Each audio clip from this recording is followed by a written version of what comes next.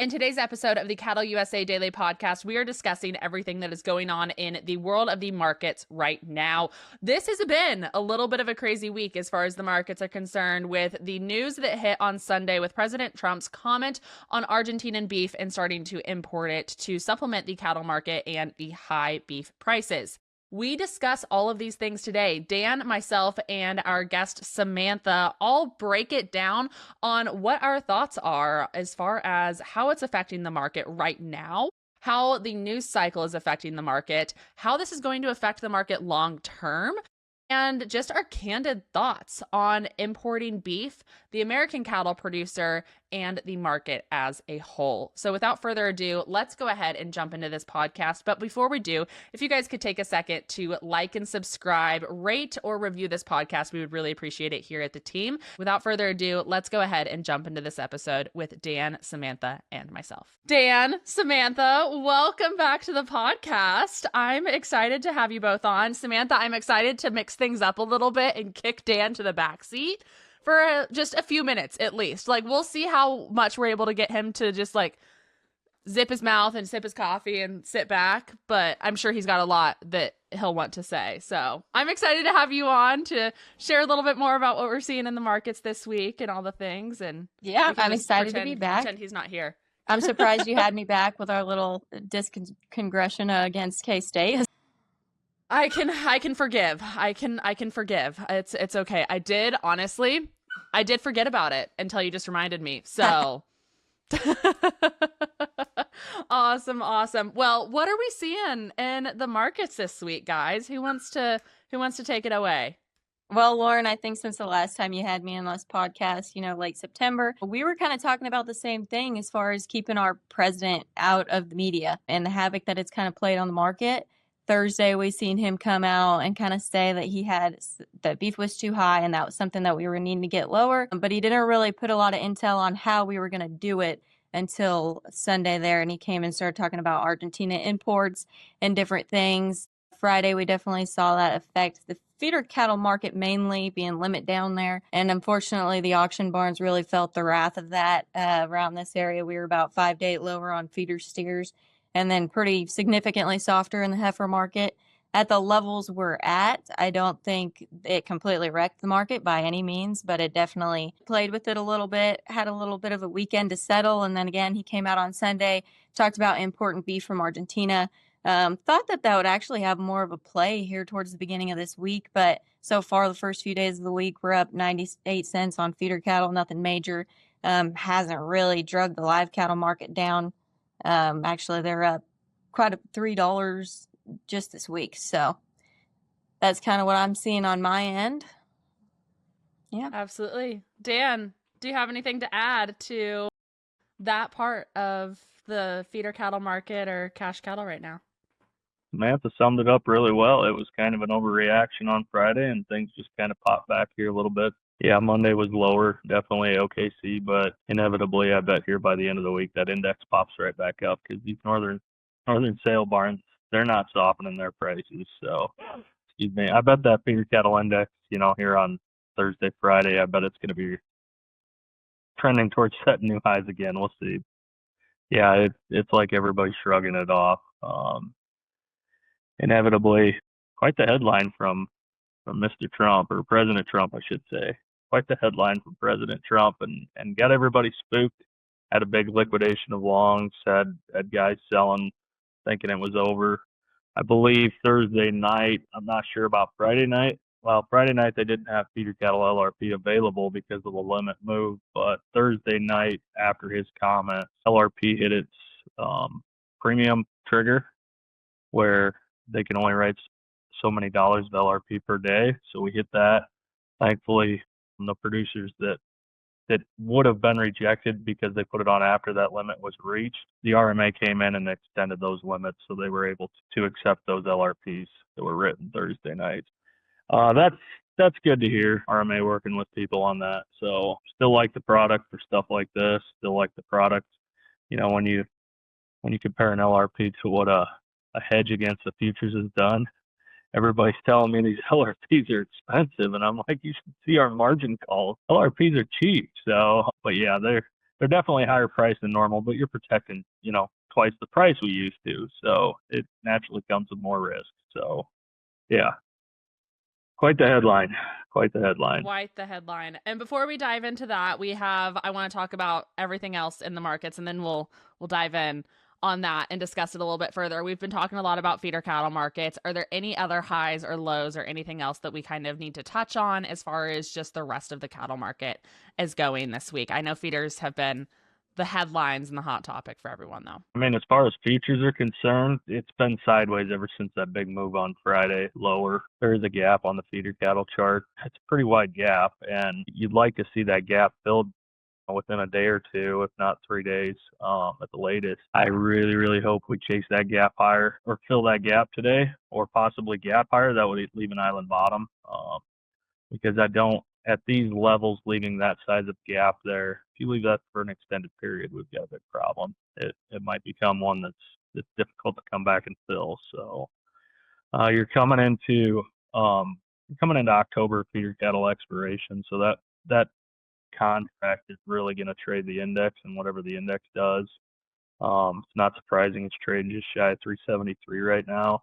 With Oklahoma City being down, that's going to pull the index down. With you get towards the end of the week, those northern sales will bring it back up. Inevitably, October feeder futures don't expire until next Thursday, so there's a lot of time for physical cash feeders to bring that index back up, maybe set some new highs if everybody does shrug this thing off.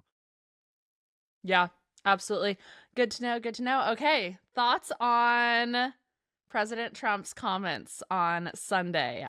Samantha, would you like to lead us off in this discussion? Oh, you bet. Yeah, so, I've stood behind Trump for a very long time. I was very disappointed in his comments about the cattle industry. I think as far as agriculture is concerned, he kind of needs to just step back and leave that to Rollins, in my opinion. But, my concern with Argentina, I don't think they have the exportable numbers to be able to really pose much of an effect to our market here in the United States. And if I realize most of those cuts are going to be your leaner cuts anyway, whereas the United States we're producing more of those higher quality cuts. My concern there is just the fact that they're labeling them as U.S. beef. I think if we're getting foreign imports, we need to be labeling them as such and let the consumer really choose. And when we talk about Trump staying out of the media, I think a big portion of it too is keeping JVS and these other global meat packers out of the media as well. We saw JVS come out in a statement to the Financial Times, and they kind of said that America needs to import more beef, that U.S. ranchers can't keep enough with the supply or keep up with the supply to domestic demand. So with that, we actually saw here in the years past that the amount of imports contributed to domestic demand doubled, and imports captured more of that increase than our domestic production. And I think that right there, they talk about the effect of drought late 2020. We've seen the effect of the South border being closed. And I think that right there is what is depriving ranchers the ability to keep up with domestic demand. And it's depriving them from that ability not only to keep up, but from the cost and the demand of actual U.S. beef. So that's kind of my concern there. Going back to it, like I said, do I think importing from Argentina is going to wreck our markets? Absolutely not. I know we do a lot of foreign import. We imported, $64 billion in 2024. Obviously, a lot of our imports are foreign, but I think that we need to be very aware of how cheaper imports could continue to diminish our numbers of the domestic cattle herd here in the United States. So that's kind of my take on it.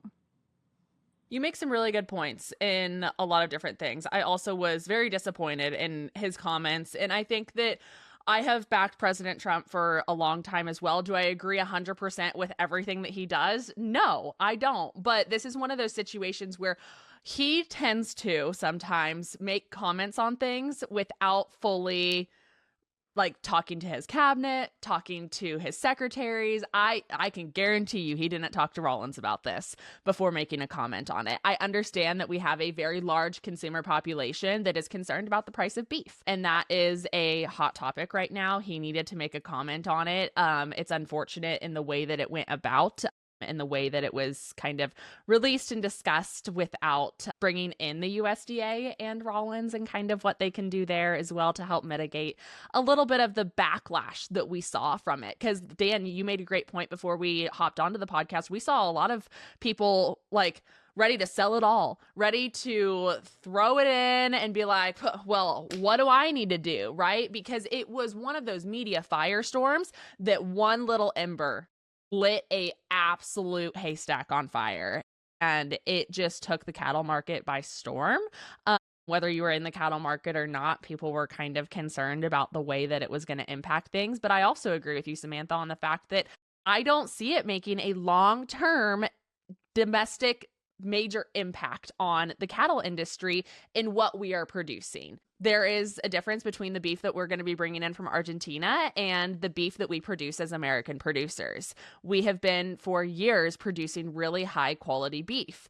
The beef that we're going to be bringing in from Argentina, are we going to see it in our cases? That yes, there is a possibility and a potential for that, but we're also going to be seeing it in our dog food facilities, in our facilities that need all of the byproducts from beef and just everything like that, that these lower quality cattle and lower quality cuts are going to go towards. And so I think it's important for our producers to remember that, like you said, Samantha, we do bring in a lot of beef from other countries. Like, this isn't anything new. It's just from a different place. And I do have concerns about the long-term effects on the U.S. cattle herd. We are already seeing our lowest numbers that we've seen since the 60s.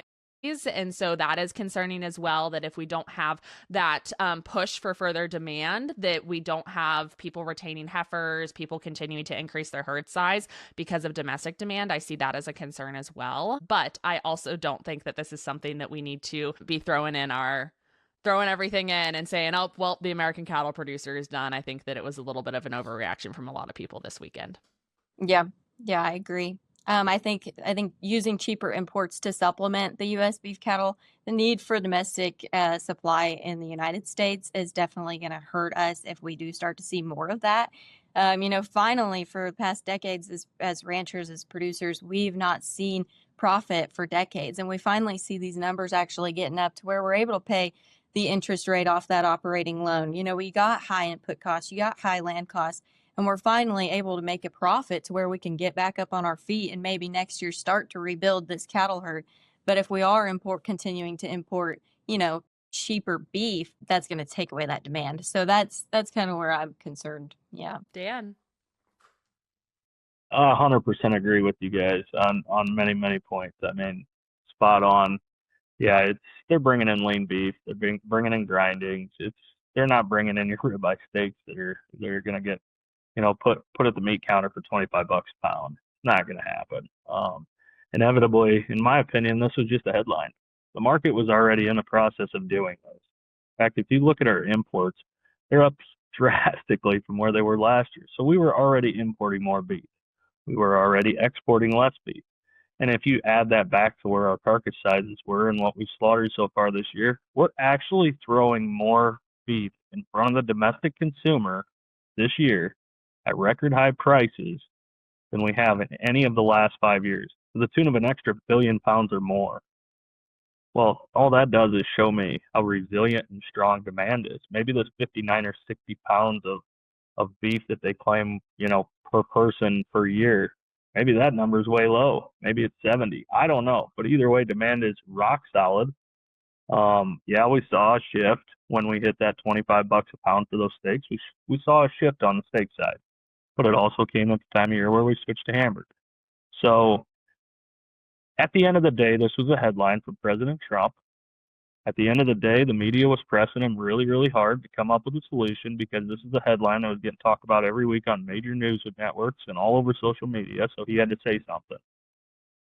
Inevitably, the market was already around doing market things, and that was fixing the fact that our supply was not high enough for where our demand was.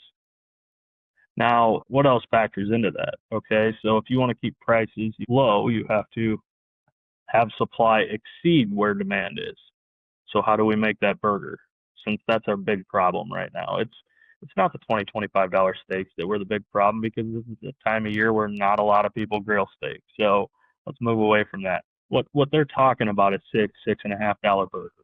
What they're talking about is everybody goes out to eat or goes to fast food, and all of a sudden, they're spending $40 just to buy a couple of meals at a fast food restaurant. That's what they're talking about is your lean beef, restaurant service, even, yeah, six and a half, seven. Some places are $8 at the grocery counter for lean beef. They're talking about that. So how do we increase that supply? Well, plain and simple, we don't have enough. Why don't we have enough here in America?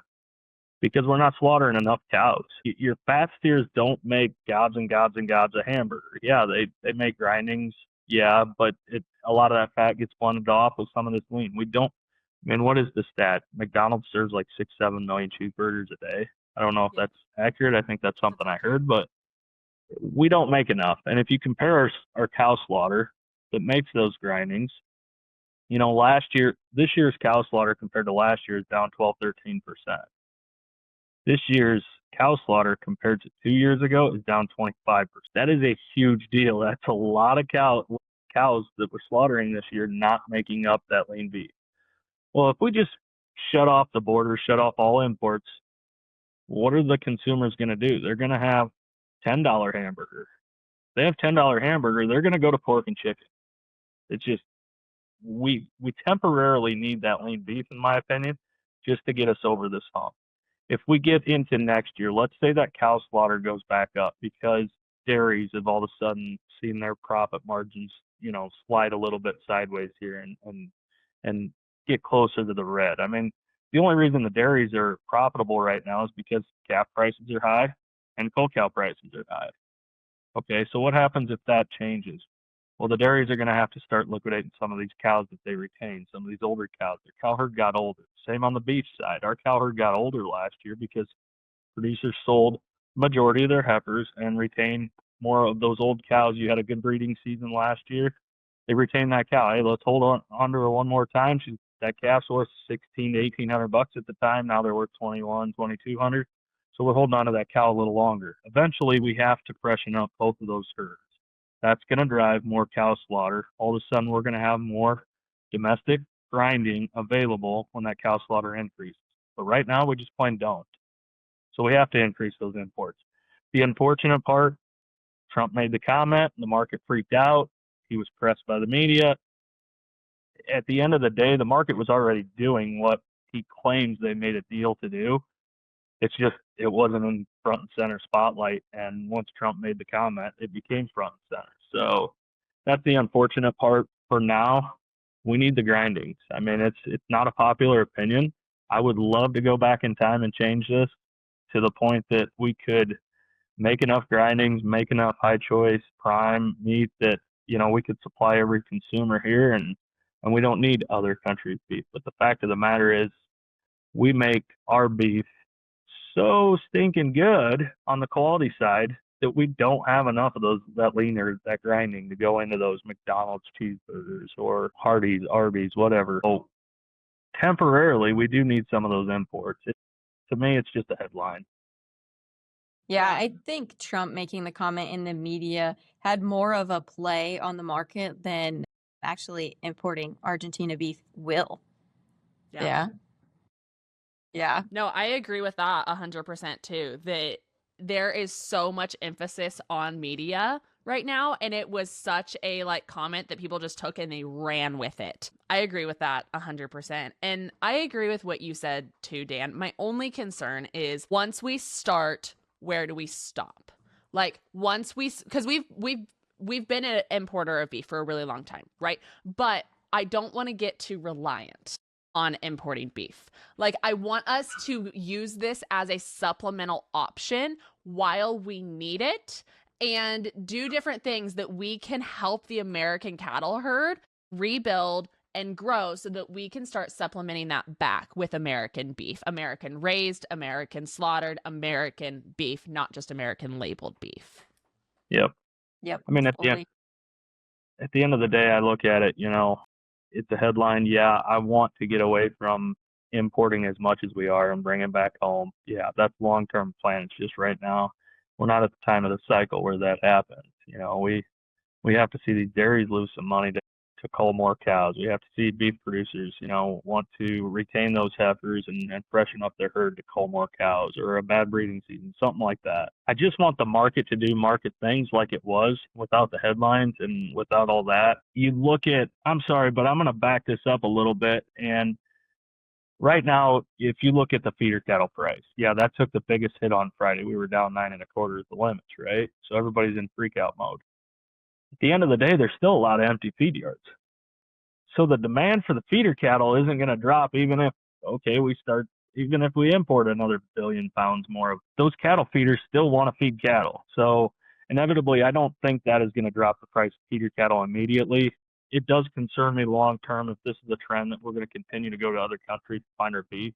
Yeah, it's going to cause major damage, and that has caused major damage in the last 30, 40 years. We've been selling beef too cheap for that long just because we've been bringing in imports. They can make it cheaper anywhere else in the world versus the U.S., so we bring it in here. Yeah, that's going to cause us long-term damage, but at the end of the day, these headlines, President Trump, they're trying to solve the problem here and now. They're hopefully, Secretary Rollins is supposed to come out with some big news here later on this week to, some sort of package or some sort of plan to revitalize the American cattle industry. Hopefully they've got a good plan. I don't know what they could do. Once again, I hope they just let the market be the market. But at the end of the day, getting that strong demand out of domestic consumers like we've seen and what we have, that's what's going to revitalize the American beef cattle industry. It's that strong demand, resilient demand. It's just that time of year. The timing is just horrible in my opinion, because if this was going on in the grilling season, it wouldn't even be talked about, because everybody's going to buy that steak for the weekend, no matter what. It's just, timing, all of the above. It's just unfortunate. Yeah, we just need to let the market do what the market's going to do. As producers, we're not asking for handouts from the government. We're not asking for incentives. We're just asking for the market to do what it's supposed to do. And I agree. I don't think it's going to affect feeder cattle very much. Obviously, placements are not up in these feedlots like we've been seeing low placements since the closure of the south border. So that's kind of my thoughts there. I think as far as addressing the direct correlation from the retail counter back to the producer, there's not much of one. And so I think that needs to be something that's addressed too. At the meat counter, the packers are the ones that are really being profitable from the prices that they put out. It's not your producers. So. And to caveat off of that as well, when you see these prices get raised, you don't typically see them come down. You see them fluctuate a little bit, but once you see the price of a McDonald's hamburger go up, they're not going to put it back down to $1. They're going to start getting better profit margins on that, and they're going to keep it at where it's at. When you start seeing these steaks rise, you're not necessarily going to see them drop back down to $15 steaks, $10 steaks. You're going to see them maybe drop a little bit so that the consumer demand continues to meet that, but then you're going to see these retailers, these packers, different people within the industry continue to get better profit margins and not adjust there. And that's another concern that I have, is as we continue to see this rise in prices at the end consumer, it's not correlating back to the producer. We've had a great year. Like you said, Samantha, we don't want government handouts. We actually want as little government intervention as humanly possible in everything that we're doing, for the most part. At least that's where I stand on everything. Like, let us be cattle producers. Let us produce a great product and just leave us alone. Please, for the love of God, keep us out of the headlines and keep us out of the mouth of the president, and just let us be and leave us alone, because again, that correlation is just not coming back to the producer, and we're not going to see these prices go back down. And I think that's what a lot of these consumers are wanting, is that dollar hamburger back at McDonald's, or that $15 or $10 steak again. And that's not going to happen. Like, prices have raised, they're going to stay there. Yeah, that's another thing I think we need to get back to. You want to see a regrowth of this U.S. cattle herd. Buy your beef local. Know where it comes from. Give back to that local producer. I mean, that's take necessarily these global packers out of the equation and keep it direct. I mean, I think that's really where we need to get back to.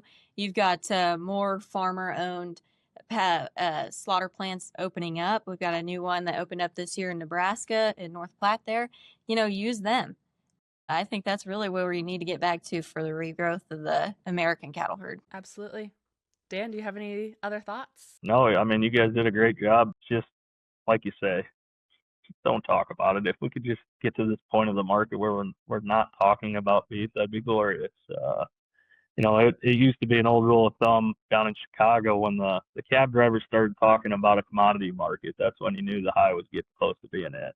So we don't have many cab drivers left, maybe Ubers, but the problem is it's making every headline. If we could get away from that, I think we can move past this long term and be completely fine. Inevitably, commodity prices do what commodity prices do. Adam made a good point the other day when I was talking to him. A lot of people are wanting this market to stay this high, and yeah, it'd be great. But name one commodity market that ever set new all-time record highs and stayed there long term. None of them do it. Oil hasn't done it. Gold hasn't done it. I mean, corn. Every commodity eventually will have a correction, and producers need to be prepared for that. Whether that's because they believe this import headline is going to cause it, or they just believe long term we're growing the herd this year, or whatever that reason is, they just need to be prepared for a dip. That way, these headlines, they can just sleep right through them, not even worry about them. So that's name of the game is protect yourself long term. Yeah, absolutely. I couldn't agree more with everything that you just said there, Dan. I'm ready for us to get out of the headlines, for people to stop talking about it. And you made a really good point about the Chicago thing, and then also what other commodity has ever set all-time record highs and maintained that. It doesn't happen. You don't see it. And back to what you said, Samantha, let the market do what the market's gonna do. Just leave it alone, guys. Let's not poke the bear here. Let's just let it do what it's going to do. Let it correct how it needs to. Let it adjust where it sees fit. And you know what? At the end of the day, the American cattle producer is resilient. We have seen this song played before. This isn't the first time we've been around the block or anything like this. We've seen corrections in the market. We've seen imports of beef. We've seen all-time record lows. Talk to our producers that were around for the 60s, 70s, 80s. When we saw some pretty insane things happen then too. And guess what? We've still got the American cattle producer thriving where we're at right now. And I want us to continue down that road. And what that looks like, do I have the perfect answer? No, but I hope that we can continue to foster an environment of long-term sustainability within our cattle industry and within our cattle herd and our rancher populations. Yeah. Unfortunately, we see the media jump in quite a bit when the market is at all-time highs, and then we don't see that when it's at bottom lows. But every time something is at the all-time high, it's talked about enough to not necessarily ruin it, but definitely play with it. Yeah. Absolutely. It definitely does. I would much rather the world talk about it when we're seeing all-time record lows, and then they can be like, go support your local producer or different things like that, and not, hey, go bash your local producer for all-time record highs and the high prices of beef in the grocery store. Is unfortunately, guys, that's not quite how it works. But thanks for trying. We appreciate you guys as consumers. Keep eating beef. Goodbye. Sayonara. Well, on that note, I think that is a great place to round out this podcast. Samantha, Dan, thank you for your time. Thank you for your candor and your honest thoughts about the cattle market and what we're seeing right now, and just the really great discussion we were able to have. To all of our listeners out there, make sure you check out the show notes. I have everything linked down below that you could possibly need, whether that be our CattleUSA insurance link, where we partner with Samantha and Dan to help provide that for you guys, or whether that be the CattleUSA Daily newsletter, where you can stay up to date on news, markets, and everything else that you may need. We will see you all next time on another episode. Have a good one, y'all.